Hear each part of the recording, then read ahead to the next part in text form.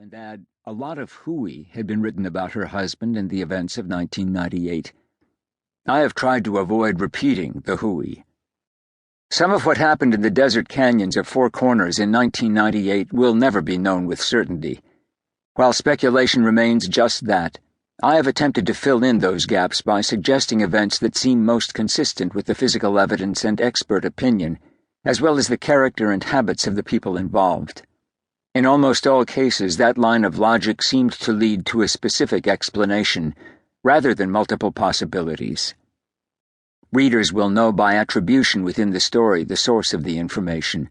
Contextual cues such as, based on the evidence found at the scene, it was likely, will discriminate fact from speculation. In most cases, people in the story are identified by their real names. In some cases, however, names or other identifying information have been changed.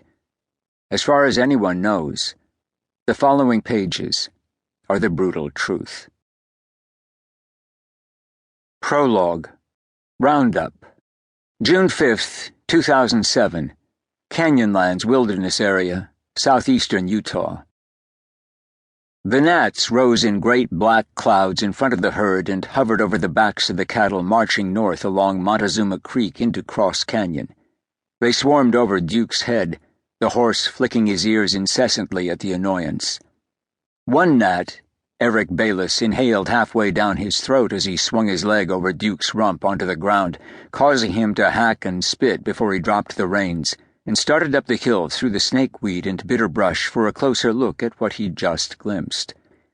Except for Bayless's periodic rides through the area to check the herd, and the sporadic Navajo woodcutters who crossed over from the reservation each fall, Cross Canyon had been largely uninhabited for 30 million years. Not counting the summer 9 years earlier, when hundreds of law officers swarmed through it on the largest manhunt in the history of the West. They never found anything. Eric Bayless just did. 61 years old, Bayless wore a long succession of driven snow winters and desert sun summers on a round face framed by neatly trimmed silver-gray hair. The crinkles of a nearly perpetual smile converged with the wrinkles left by age and the elements. Dressed in worn boots, jeans, a red bandana tied around his neck, and a dusty 10-gallon hat, he looked like an aging Hopalong Cassidy. "Been a cowpuncher all my life," he explained, and except for the fact that he started his workdays by nudging Duke off a transport rack on the back of a blue 1993 Dodge pickup, there was little that separated Bayless from the cowboys who did the same job 125 years earlier.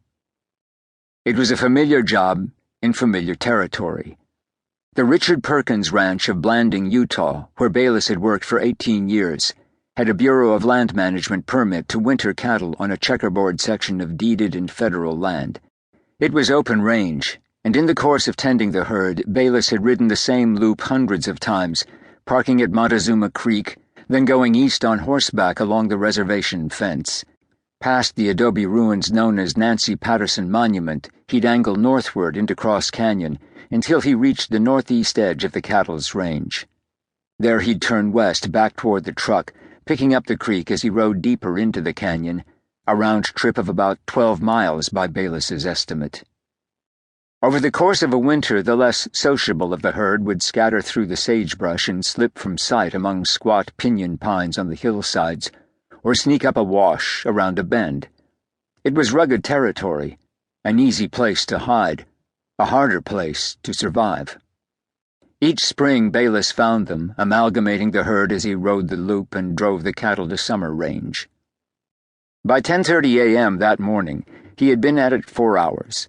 The temperature had risen from 45 degrees to over 90. But he was already at Cross Canyon, halfway around the loop, driving nearly 100 head in front of him. Working to keep the cattle together on the east bank of the stream, the Navajo youth helping him rode on the right-hand flank, forcing back any cattle that tried to cross. Bayless kept the herd compact on the other side, riding a steady gait along a trail that paralleled the creek. He couldn't say why he hadn't seen the object on any of his previous trips along the same path. Maybe the last rains had washed it down, or coyotes dragged it there. He might have missed it that day, too, if